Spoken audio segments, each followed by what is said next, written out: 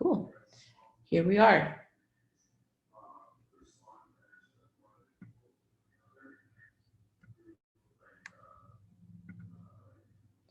Um, so I just wanted to, at the top, just give a little agenda. We're first going to talk about technique, and then we're going to talk about 2 case studies, and then we're going to have a moment to, with the group, just like discuss like post-production problems that we've run into, and maybe do a little troubleshooting problem solving at the end. So, Rachel, please take it away. Cool. Yeah. So today we're going to cover a little bit of DaVinci Resolve. DaVinci Resolve is a program that you can get for free on the internet from Blackmagic Design. I'm actually going to put a link in the chat to where you can go to download it. And this is a really great program. It's actually the standard for color correction in the industry, in the studio version. But the great thing about it is you can use it to edit, color correct, edit your sound, put in effects, and do all of that simultaneously in one program for free that will run on your laptop or your device at home. So really great for this work at home time. And we're gonna cover that. Next slide, please. So I just included a quote here. I wanted to talk a little bit about editing in terms of, not just the technique, but what we put in the impulse behind editing. So I have a quote here from Walter Murch. He's the editor of Apocalypse Now and a few other classic films, Cold Mountain, The English Patient, really accomplished editor. He says, "How do you want the audience to feel? If they're feeling what you want them to feel all the way through the film, you've done about as much as you can ever do as an editor. What they finally remember is not the editing, not the camera work, not the performances, not even the story, it's how they felt." So even though we're going to be covering DaVinci Resolve and showing you a few things, I think the main impulse behind our workshop today is covering, why do we edit? Why do we put post-production on top of this work we've done? And really the main goal is to affect the way people feel with your work. Next slide. So why do we cut? We cut to advance the story forward and to introduce new information, and really to do that one thing that we were just talking about, which is create emotion in the viewer. And according to Murch, there are 6 criteria for what makes a good cut. There is, first at the very top, emotion. Next is cutting for the story. Third is rhythm, or like the pacing of your edits. Fourth is eye trace. So that's just considering where your eye falls in the frame. There's an idea that you don't want to create all these edits so that people's eyes are going from here to here to here to here to here to here. You really want to sort of build a gradual eye trace that moves either across the frame, or if it's jarring, then you have a purpose behind it.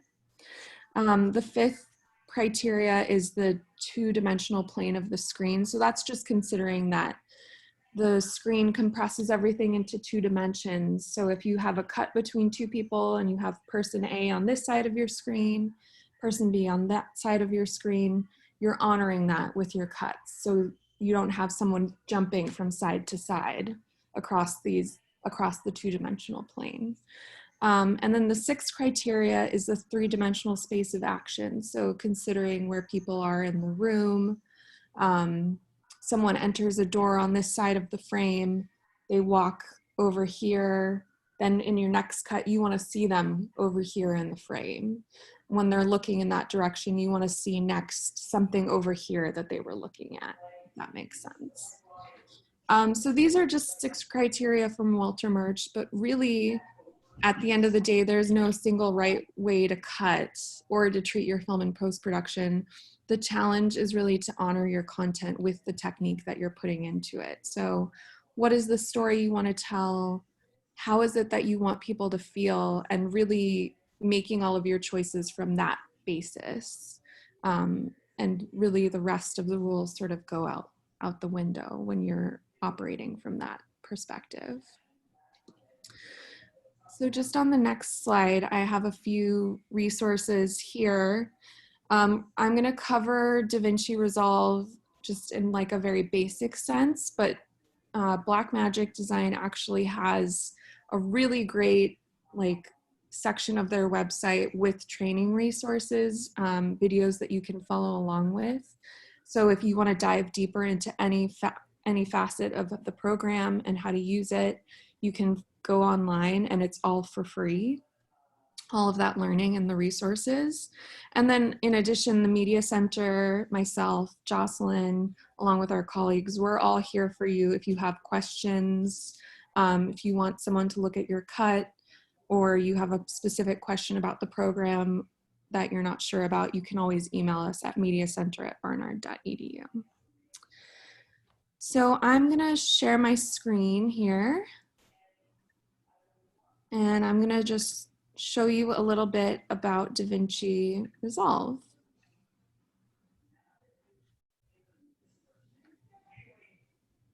Okay, so when you open DaVinci Resolve, this is the opening screen that you're gonna get. This is the project manager.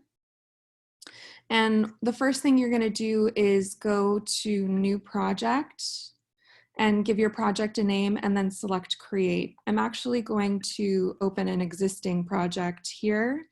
That's my tutorial, and all you have to do to open that up is double click it. And then I'll get a little rainbow ball while it thinks through what it wants me to do here.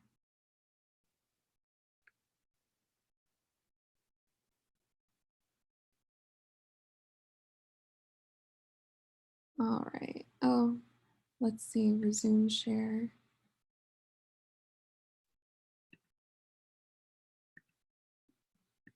There we go. Okay. Can everyone see Resolve? Yeah, okay. Just making sure I got a couple of Zoom messages about my sharing. So this is DaVinci Resolve. And there's a lot to it, but I'm just gonna show you how to navigate it in the most basic sense. This screen that we're on right now is the media section. If you look at the very bottom of the program window, this is how you navigate through all the different sections of the program. So over here, we're in media. Next is the cut section. So this is where you can create a basic assembly for your project. Then there's edit. Sorry, my computer's moving a little slow. This is where you can create deeper cuts, more fine tuning, add transitions, add credits, create the entire edit for your film. There's also a section here in the center with this little magic wand called Fusion. This is the effects panel, so you can actually create visual effects, basic animations, any other sort of effects that you can think of. There's also the color section where you can do color correction on your film. Then they have Fairlight where you can do all of your audio editing. And then finally with this little rocket ship here is your delivery section. So this is where you go whenever it switches over.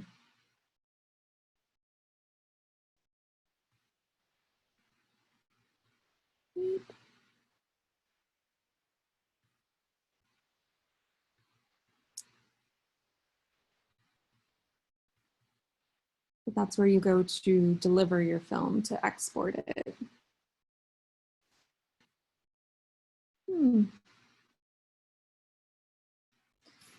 Okay. So I'll just wait for my spinning ball of death to finish. A little frozen here.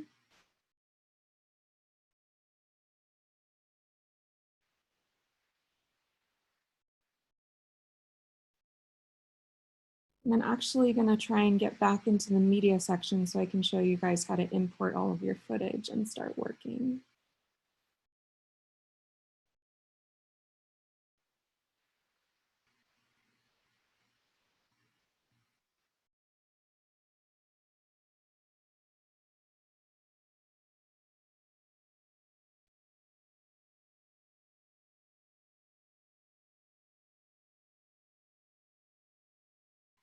Okay, so we're back in the media panel. And you can see right now in my master bin, I have a bunch of stuff populated. But what you're gonna do is navigate up here towards your computer storage in the top left, and you'll navigate through your home computer, wherever you have your media saved. And then you'll double click, it'll populate here. In the media viewer, you can watch and review your clips here. And then you can just drag them down into your master bin at the bottom. So I can actually review clips in my bin. I can give them different tags and qualities. I can organize them into sub bins. So if you have a documentary with a ton of footage, it's actually really helpful to spend a bunch of time on your content in this media panel. So right now I have things subdivided into audio, end credits, video clips. If I wanted to create a new bin, I would just select underneath the master bin here. I can right click and select new bin. And then I can just name that something like interview clips. And then when I go back to my master bin, you can see interview clips is here, and I can actually populate all of my interview clips just by dragging and dropping there. In a perfect world anyway. Right now it's freezing on me. Interview clips, go in. I can also create smart bins. So right now you can see I have smart bins for interview clips. So that's basically anything that I've created that I've told the program is an interview goes into this smart bin. I also have an airplane smart bin. And basically the way that I program that is through keywords. So if I go back to my master clip and I select this piece of video here with the airplane, you can see over here in my metadata, I have description, comments, keywords, and I can just add the keyword here, airplane, airplane. That saves, and now when I go over to my airplane smart bin, it shows up here. So this is really handy.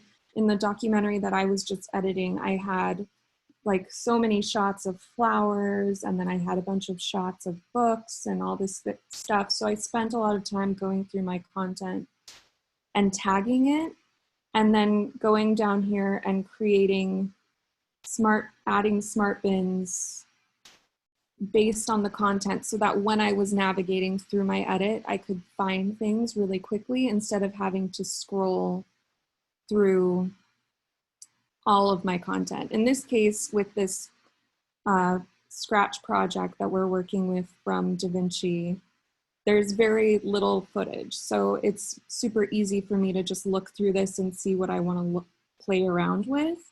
But when you're looking at your own footage that you've shot, a documentary that's much longer, it'll really help you to spend time in here tagging all of the content to make sure that you know exactly what you're dealing with and pulling it in later. So I'm just gonna show you guys a little bit from the cut window now that we've brought in all of our media. So this is a great place where you can just create a basic assembly if you want to just start pulling things in. You have a couple options. Sorry, this is freezing on me.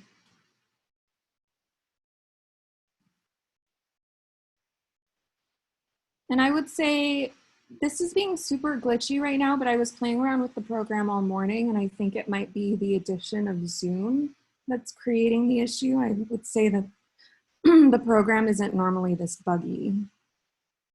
So I'll just select a clip here, Maldives.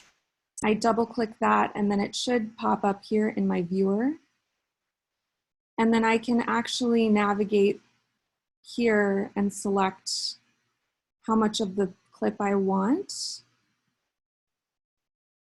And these minus and plus is just showing me what edit of the frames that I'm selecting from my current in and out points. I can also toggle this basic viewer, and I can use the I and O key to create a new endpoint. So if I hit the I key, it creates an endpoint here. And then I can drag that endpoint to be shorter if I like, and it shows me how many frames I'm changing that by. And then to place that in my timeline, I can do a couple things. I can actually drag it and drop it if the computer is responding, which it's not. I can also use a couple of these navigation keys over here. So I have an insert key, smart insert, that will insert the clip for me. And then I have the overwrite. So if I wanted that to be, say, over here in the middle of this airplane, I could select Maldives, overwrite that, and now it's in the middle of that clip. And then there's also a ripple overwrite. So I'll just go back over here and show you what that looks like. And it places it right on top. So this is a panel that you do or don't have to use if you want to create a basic assembly, if that's how your workflow goes for you. I actually don't use this panel a lot myself. I go straight to the editor panel, which I'll show you next. So this is a little bit more to look at, but basically you have your master bin up here in the top left, and then you have a closer up view next door along with your smart bins, so you can navigate to your airplane, your interview clips. You also have some effects down below, your timeline at the very bottom, and then you have your two viewers. So basically anything that you select in your bin will show up on the left here. And then the right viewer is everything that's in your timeline. So I'm just moving the playhead here in the timeline, and it's showing me what I have. So let me just actually, I'm gonna delete all of this and show you guys how to bring some footage in. So I want to start with a basic clip. I'll go to my master and I'll just, why don't we start with this Milky Way? So I'll double click that. It populates in my viewer. I can scrub through to view the whole shot. I can also use my space bar to play through it. It's being a little laggy. And I can use the space bar again to stop it. I can also use my J, K, and L keys. So if I hit the L key, it plays forward. J, it plays backwards. K, it stops. And then I can use my I and O keys to create the in and out point of what I want to bring into my timeline. So I'll just hit the I key, play forward a little bit. With the O key, you can see I have that selection there. And then I can either drag and drop it, or I can use my insert or overwrite tools here. So I'm just gonna insert that right into the timeline.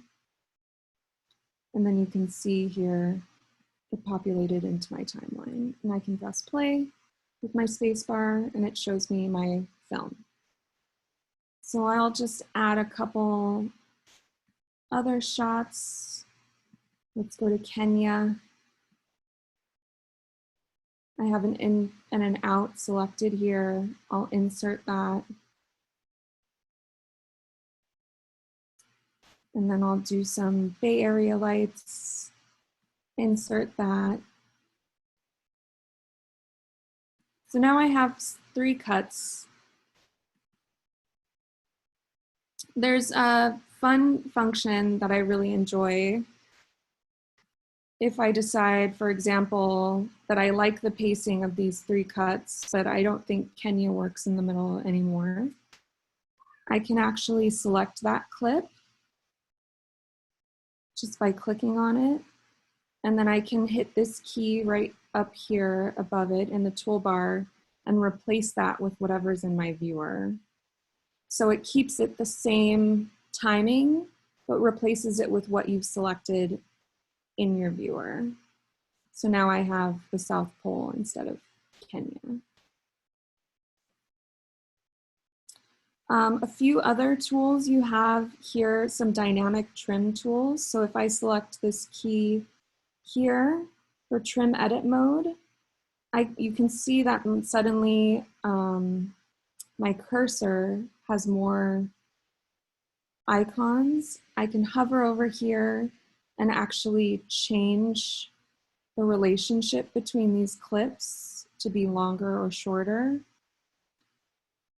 I can also select this clip, and by dragging it, I can change the orientation of the clip inside the timeline. And you can see up in my timeline viewer on the right-hand side what I'm doing with these viewers here.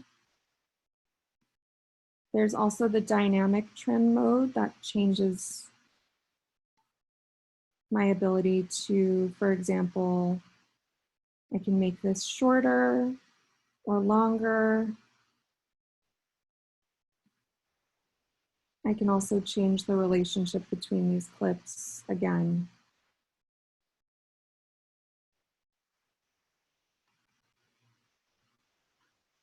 Sorry, this is being a little laggy.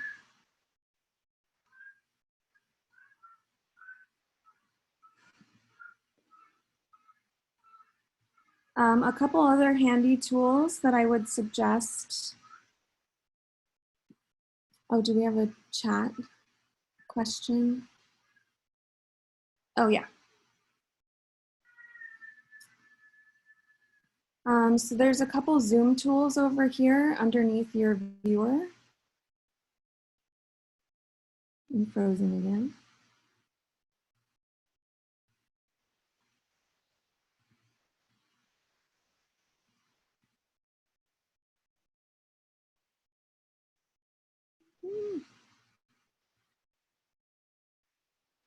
But you can select here detail zoom, and that will bring you in closer to where your timeline playhead is. You can also do this full extent zoom, and it'll show you the duration of your project in the view.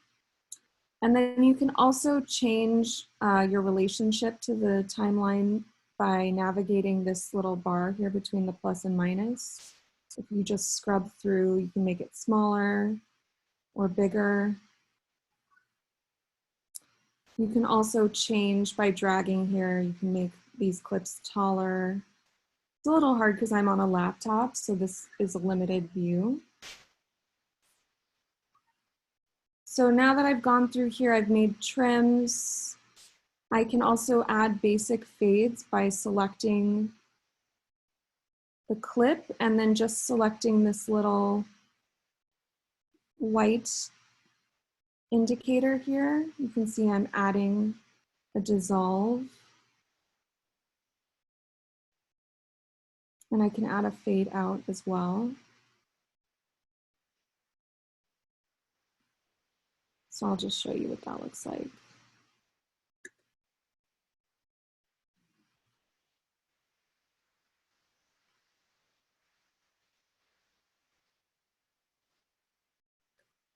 or not.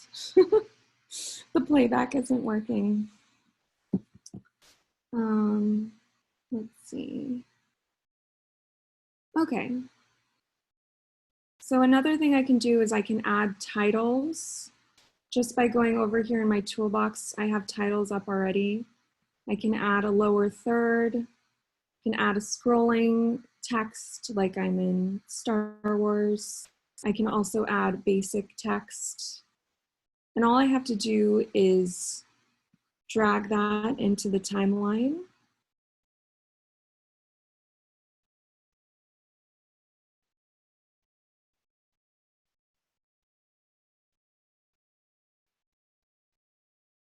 In a perfect world where it's not glitching on me.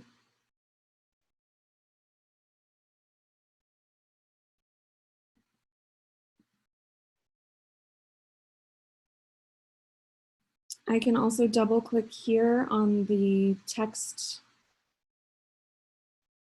under titles, and then it should populate up here where I can edit it and enter what I want the title to say. And then I can drop it into my timeline using the insert or overwrite clips.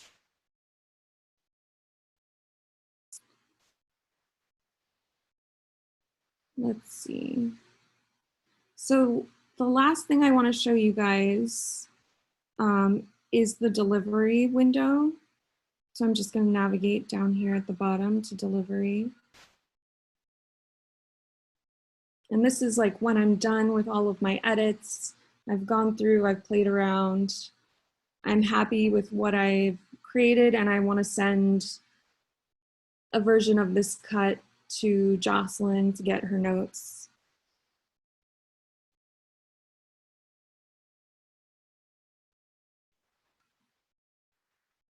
So I'm going to just go over here to delivery, and I can actually pick my settings based on if I'm going to upload this to YouTube, for example, or to Vimeo. I can also create just a basic export. H.264 is a really good format.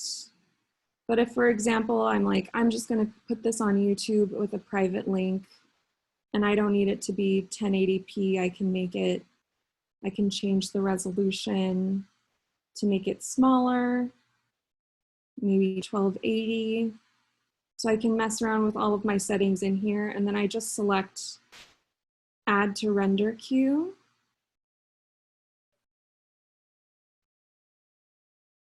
And after it thinks about it for a little bit, it'll pop up here in the right corner in the queue.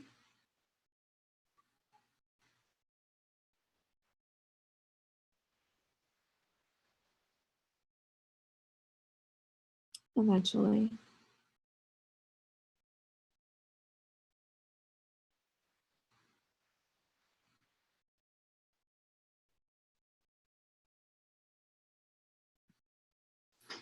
Oh, I'm sorry this is being so buggy, guys. Let's see.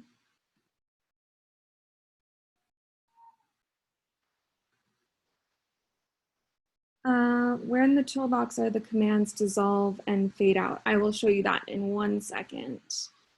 Once we are done being frozen in the render queue.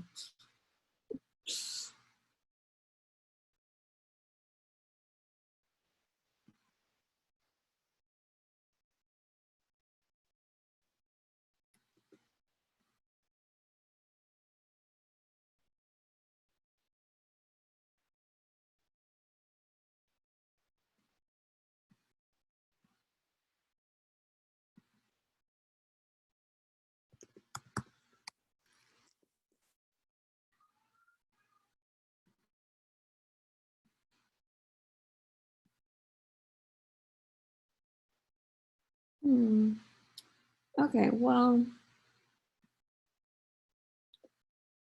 what should happen is I press add to render queue, and then you'll see it pops up on the right under render queue here.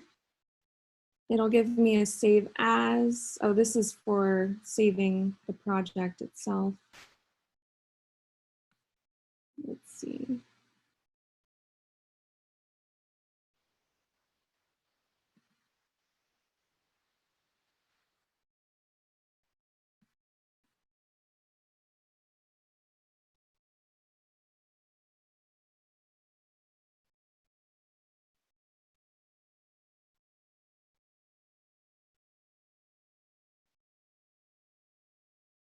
And then I will select it in my render queue and hit start render. And then it'll do the work of exporting the project wherever I've told it to go.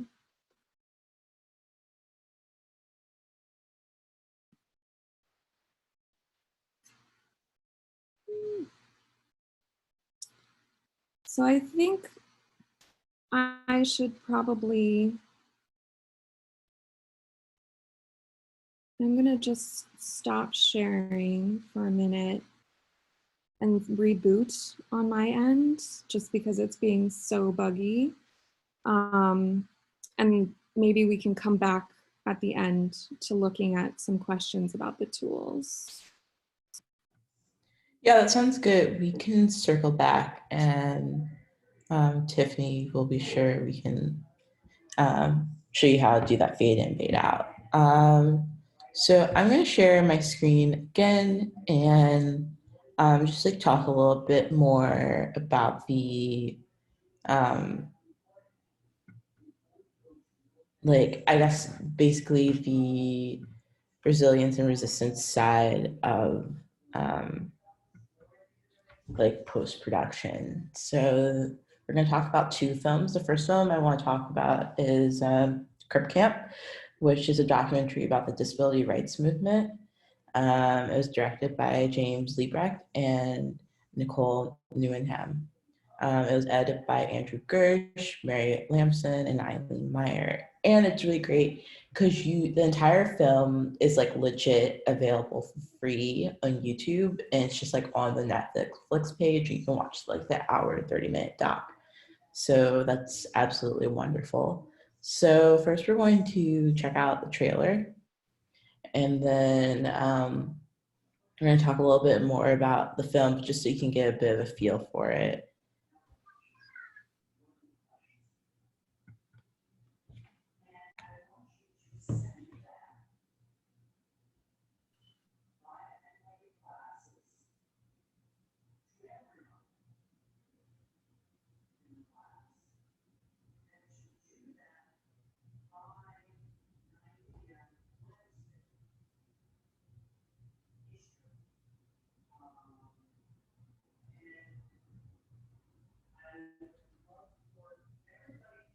We can't hear it. Oh, I'm totally sorry. Let me just undo that share or share it again. So sorry. I'm gonna start that over. What, you want me to tell what You got it now? happened? Well, two people got cramps and they're spreading. We were all very hyper about it. And I have to go shower some people. I'll see you later. I wanted to be part of the world, but I didn't see anyone like me in it. I hear about a summer camp for the handicapped run by hippies. Somebody said you probably won't smoke dope with the counselors, and I'm like, sign me up. Come to Camp Jeanette and find yourself. There I was in Woodstock. You wouldn't be picked to be on the team back home, but at Jeanette, you had to go up the bat. Even when we were that young, we helped empower each other. It was allowing us to recognize that the status quo is not what it needed to be. The world always wants us dead. We live with that reality. At the time, so many kids just like me were being sent to institutions. It was just a continual struggle. Most disabled people, like myself, are unable to use public transportation. We needed a civil rights law of our own. A rehabilitation program has been vetoed by the president because it was cost prohibitive. We decided we were going to have a demonstration. You get the call to action, to the barricades. A small army of the handicapped have occupied this building for the past 11 days. So many people from Camp Jeanette found their way into the building. The FBI cut off the phones. The deaf people went, we know what to do. That's how we communicated to the people outside the building.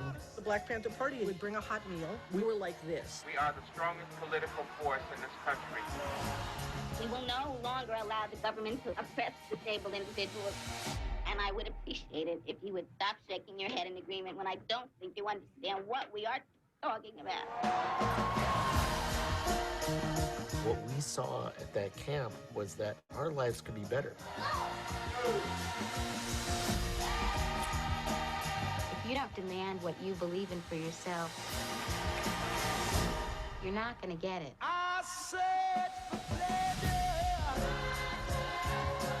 Do you like to see handicapped people depicted as people?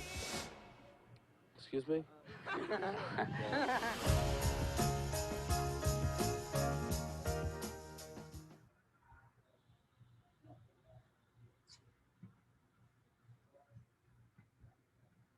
Awesome. Everyone heard that this time, right?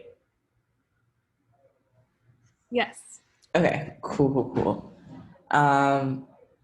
So actually also James Breck, who's also in the film, he talks about having polio, but he was the director of the film. He's also in it. And like, you know, that's also a little bit probably about why I think the post-production process and like how these individuals were framed really resonates and really feels like good, I think, and not like, you know, patronizing or anything like that. So I want to actually watch two clips in particular, and they are they detail a little bit about I guess like what something that in the editing process that particularly stuck out to me, and I want to see also if you guys notice it. So give me 1 second.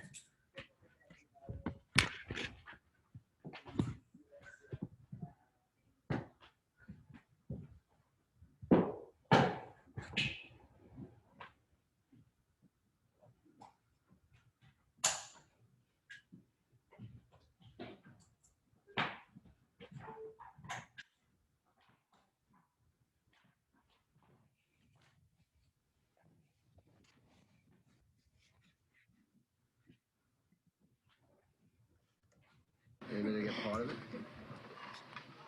I think that it is on about what everybody wants to be alone and us in their life. Like to think alone and to be alone. And I think Nancy is saying that she's been denied the right of privacy. Is that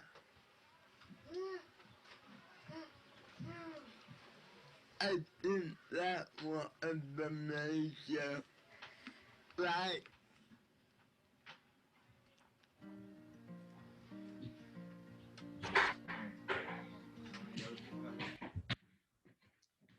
So I want to show you that one and also another clip with one of the campers who also had cerebral palsy. This is like a really great story.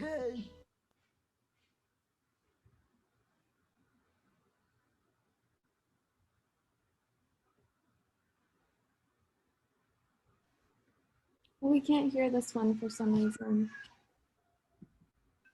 Oh.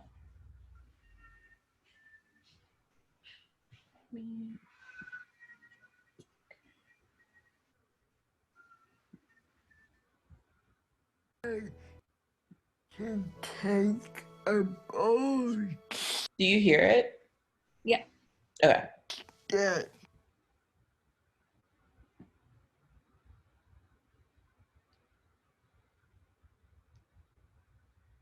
Now it went away. Okay, interesting.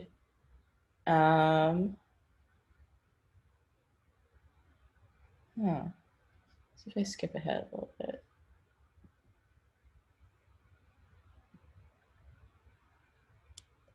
Do you hear it now?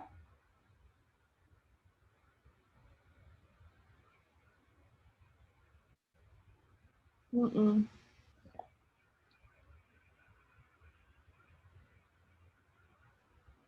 Okay, I'm just going to go past that one, but I think the idea, at least, or like at least the gist of her story, which I think is definitely, you should go back and watch it if you have a chance, is basically she she like gets sick. She has like abdominal pain, and she goes to see the doctor, and the doctor immediately like gives her like an appendectomy, and she's still like having this problem, and then the doctor's like, actually, I think you have gonorrhea. And the thing is, it's like, for a moment she was saying like I was really proud of myself, but then she was like, also the doctor didn't like listen to me and didn't think a person with CP could be sexually active. So I think it was a really interesting story, but um I was wondering if we could talk a little bit about, and I'll stop sharing my screen. Um, just like, what do you, what do you notice about these clips and like the subjects and how like, a little bit, I mean, it's a little leading, but I've been really like fascinated by how they did the subtitles. But if you wanted to talk a little bit about that. Hi, Jocelyn. Yeah. I agree. I was very captivated by how they actually did the subtitles, because I'm used to seeing it all out and on the bottom, but this time they had it in like very short phrases and right by his mouth and right by his neck. So it kind of forces the viewer to look at him and then also think about the pacing of his speech, while also noticing the wording next to him. And then one last point is that I noticed that there were some words they had fade in instead of just having it straight out. And that also drew my attention and drew my focus onto the certain meaning of that word. So I thought that was a very interesting way of having the titles. I'd never seen it that way before. Yeah, me either. No, those are great points. I think I think it's like really important, and I think especially in this context for like this film to be about the disability rights movement, is like not to make any assumptions. Like, we're not the subtitles are paced in a way where it's like it's not like jumping the gun too much about what the person's going to say. I also like it feels almost like poetic having it in this like negative space like to the side of the person. And I think it just like really emphasizes like, I don't know, just like how important like the subject is, and like doesn't distract from like what, I don't know, distract from necessarily like what they're saying or the importance of what they're saying. By doing it that way, it kind of amplifies it actually. So that's one thought I had.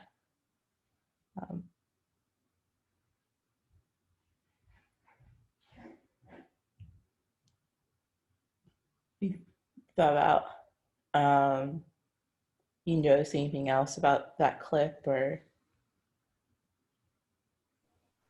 Yeah, I agree with everything that Tiffany and you said, Jocelyn, but I don't know if this makes sense, but I also thought that the framing of the man who was speaking was also pretty like a good tool to emphasize his words, because it yeah, just the like amount of space that he was taking, and then also showing like other disabled people who were speaking seemed to like keep the focus on them rather than like any of the other people involved. Yeah, no, I definitely agree. I think that's like definitely about like both like the positionality of,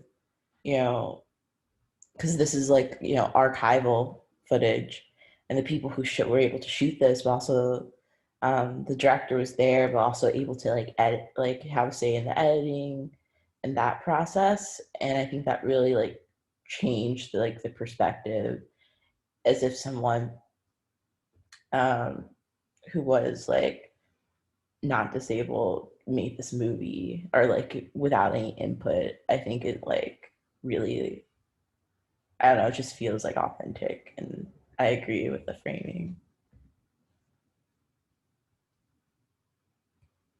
Cool. I'm going to show you another example that I want to talk about. And we can watch a little bit of it. Unfortunately, the whole thing isn't just like on Netflix, so I won't be able to like screen share and show you HBO, but we're gonna do our best. So yeah.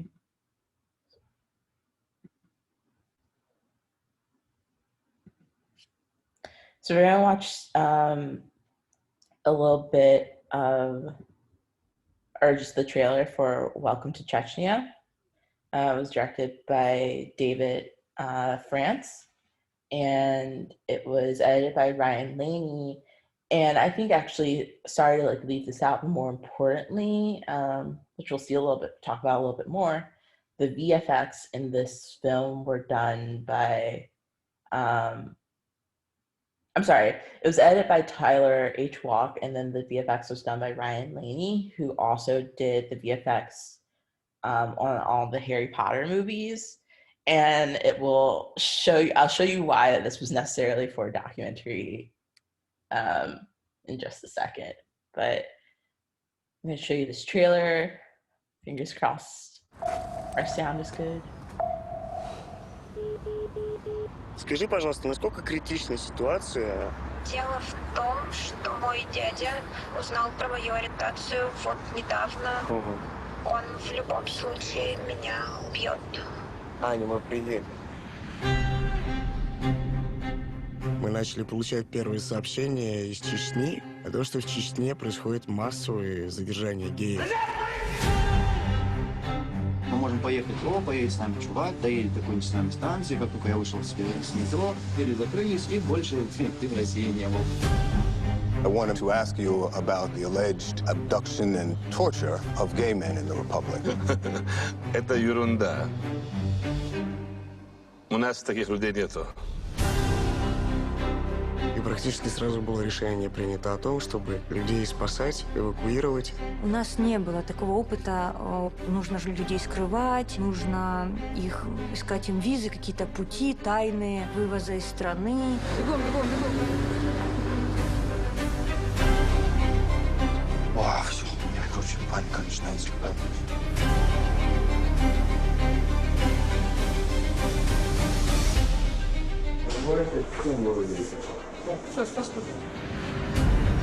Они будут искать, я это прекрасно все знаю. И они будут делать все, чтобы это никогда не всплыло. Изменить ситуацию может только человек, который прошел эти пытки и заявит об этом публично. Они будут делать всевозможные действия, чтобы заткнуть меня.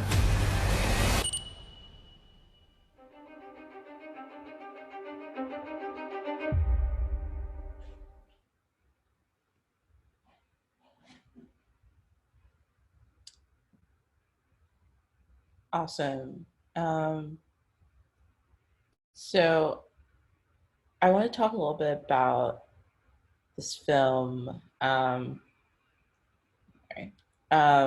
with regards to, I wonder if you guys noticed, I guess, there's like a little bit of like softness to some of the people's faces. I don't know if you could catch that really. I think I didn't notice until I was like actually like a little bit more into the, like at least like 10 minutes into the movie, where I was like, this is like a weird, like soft, like halo people have.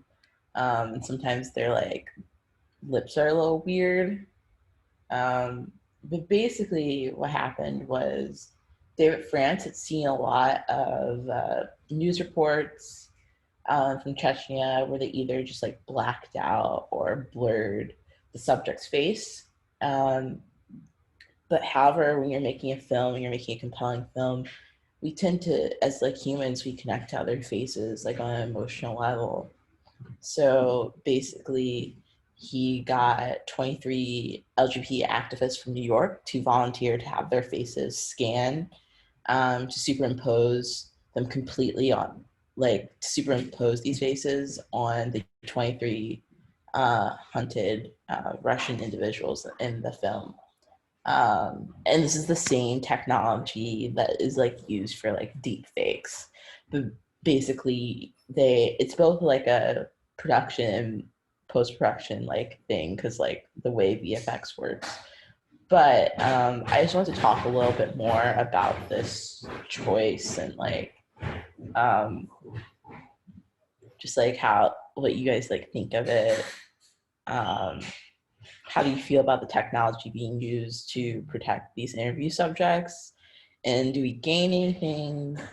Do we lose anything? So I'm just gonna stop my share so we can talk a little bit about this. But yeah. Well, I have a question. When they ask these volunteers to use their faces, are they also like acting with their faces, like recreating the scene? So like, for instance, if it was like an abduction scene, would they have to kind of act like they're being abducted? Did it go as far as that? Or do you know anything about like how they actually had these volunteers using their faces in the final cut? So they did like a full like head scan, and then they graph them on. So they're like, the face is like moving with the actual person's face. It's like it's like wearing a virtual mask. So it's like you're still going to like move, like your face is still going to move. It's just sometimes gonna look weird. Basically, that's how it worked.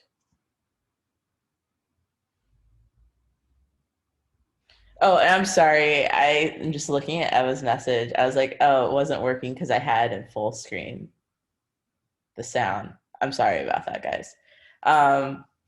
Thank you, Eva.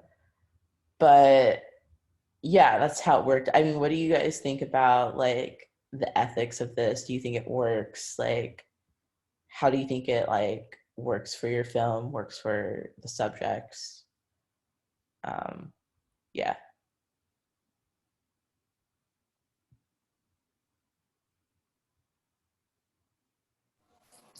It's a really interesting idea. It's like I hadn't heard of this, so that was really interesting to watch. Because deepfakes are like usually so like robbing of autonomy, but I feel like in this case it's more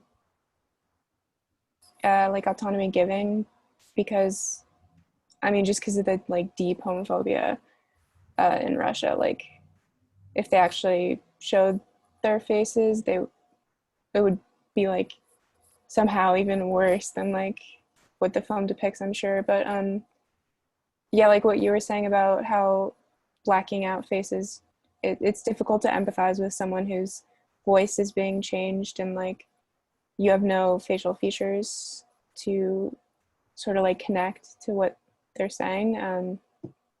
So I think that's a really cool usage of this technology. Yeah, I do too. And Eva in the chat brought up the point that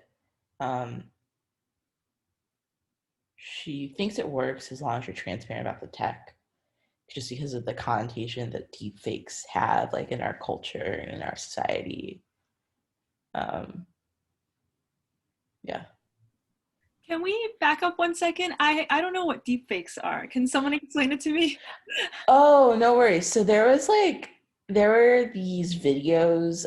I remember specifically there's like one of like Obama doing something that he was literally like not doing, but it looked so real. And that was basically deepfake technology. That they basically create a mask of Obama's face and put it on someone else and made it look like he was doing something that he did do. And they're like, if we have like, you know, if we can do this to like politicians or like we can do this to anyone, like it's going to like perpetuate like fake news, things like that. Yeah.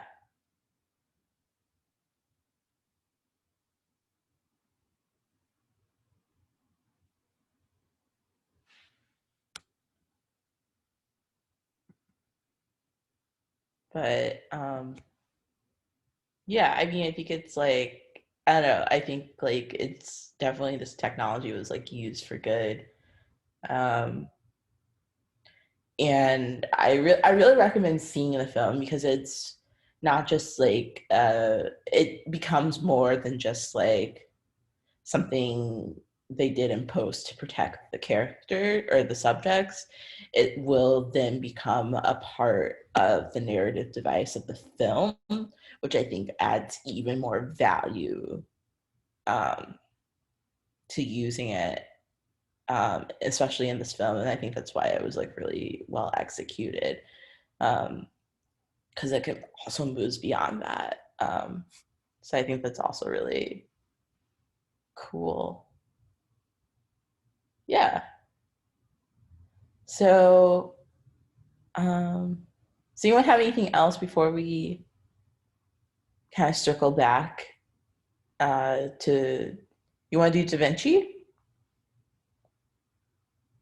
again, or should we talk about problems, or? Yeah, I wonder, I can just show you really quickly where the dissolves are. So let me just open that up.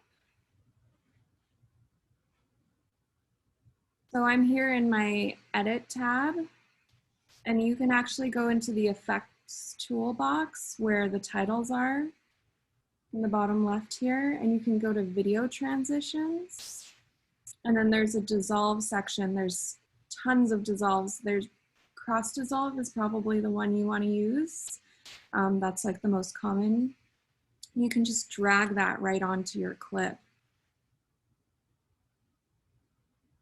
And then it creates a cross dissolve between the two.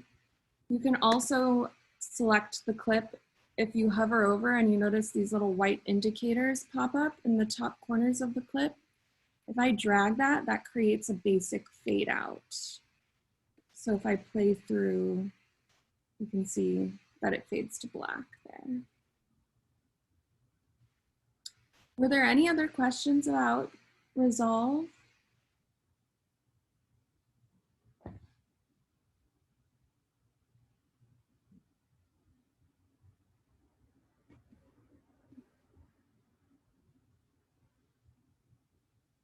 You're welcome.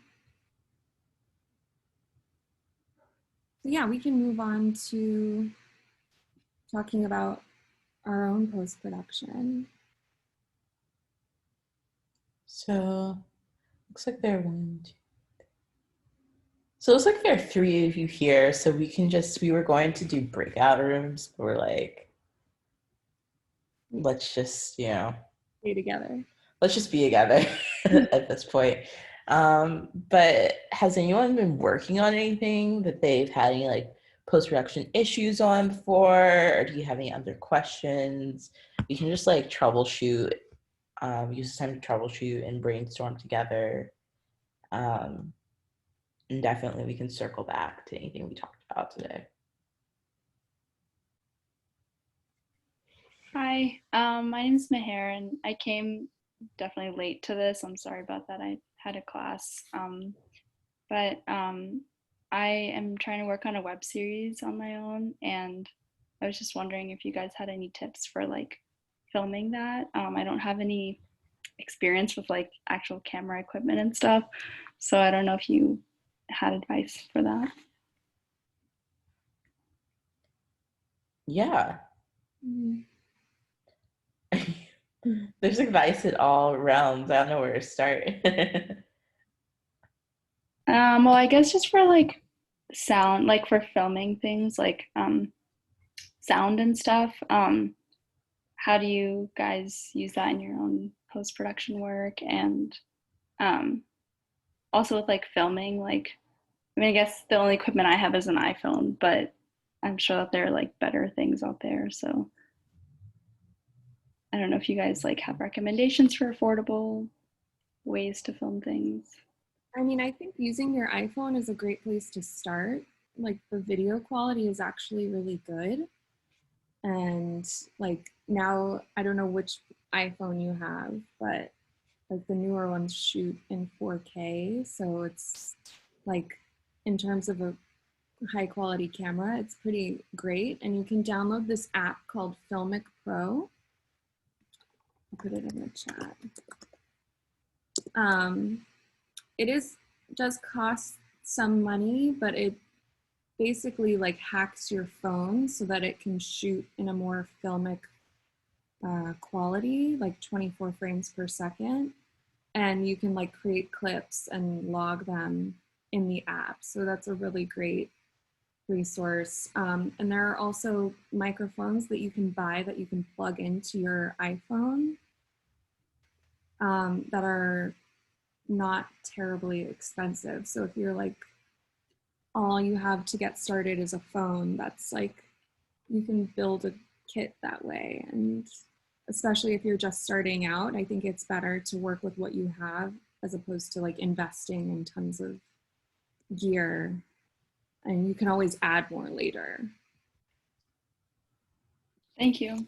I appreciate that. That's a great question if Filmic Pro works for Android. Yes, you can buy it from the Google Play Store, or the Google, whatever that app store is. The Google Play Store.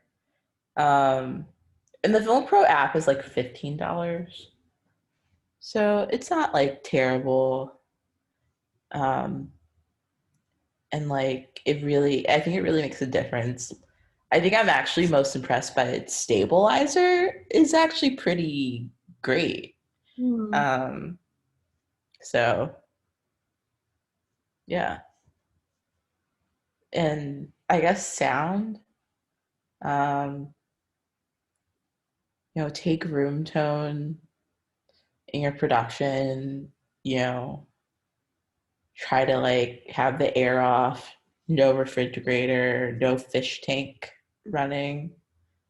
And if it's like noisy, see if you can put up a blanket over like to kind of like encase the area, and then your post-production process will be a lot easier to like remove, like, to have it like sound like a thing, yes, and then build from there. Yeah, that sounds good. I know some people put like foam boards up like on walls and stuff. I'm not sure if that's worthwhile.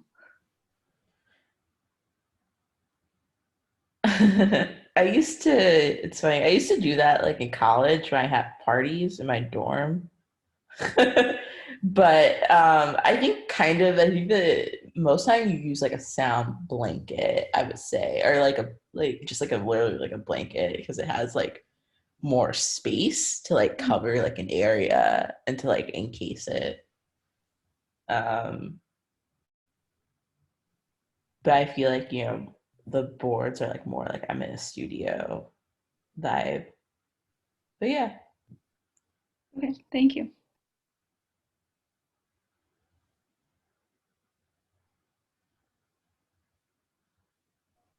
I don't know if you have any experience with like deepfakes or the kind of stuff that's used for the Chechnya documentary, but I don't know if like you could give any recommendations for getting into that. Oh, that firmly is something that I don't know how to do, but it's amazing. If you research the documentary, there's actually just been a lot of articles written about it and the process. So I would just like read up on that. I think it's like, obviously it's like expensive to do. That's why they had the VFX guy from the Harry Potter movies work on this like documentary, which is like insane. But yeah, I mean, from my understanding, it's just like, a facial scan, like a head scan that they've been like using. They're probably like using like vectors and points to graft it onto the person's head in the post process, and whatever they're using to process it. But yeah, whatever like motion graphics software they're using.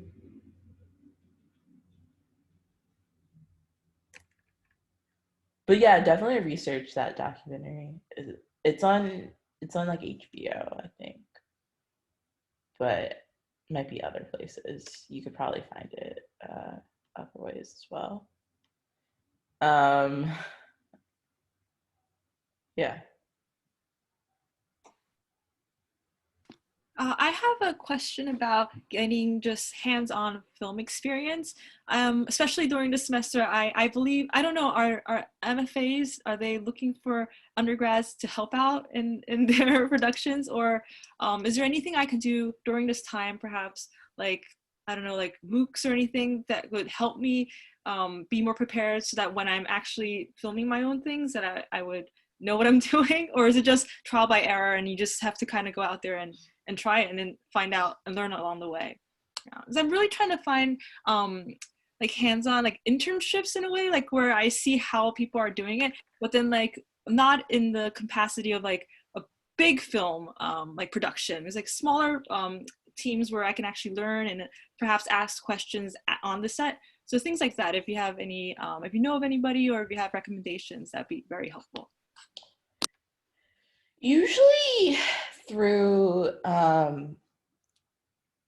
usually in the spring, I think through Intro to Film and Media Studies, they host a workshop that, through Columbia's Film and Media, Intro to Film and Media Studies, they host like a workshop that undergrads can attend, and then you're on an approved list for like PAs on MFA productions. Now, I would say I don't know what that's gonna be like, because it's, you know, because of COVID, but that was the deal in the past. But that's something I can definitely like ask about. And it was Rob King in the Columbia Film and Media Studies for undergrad who was doing that, or like connecting with the film MFA program on. And I think like, just for like right now, I would just like try like shooting stuff like on your own. I don't know, like it could be a cool exercise. Can you copy a scene like on your phone? Can you redo this like as an exercise? Like just things like that could be cool. Just to have a sense of like camera movement and like get a sense of like what the 180-degree rule is, things like that. I don't know if you have any other recs. Yeah, I mean, I agree. It's really hard in COVID times because the smaller productions, if they are happening, they're not really letting extra people on set for obvious like pandemic reasons. But yeah, I would recommend to start making your own stuff. Like, I think the suggestion of copying a scene with your phone is really great. And I think also like try to feel empowered to start making your own doc work as well. Like, what is your experience of this pandemic or of the current political moment? Like, there's so much going on right now that you can start to document and play around with in post-production, and that will be like such a great learning tool for you moving forward. Yeah.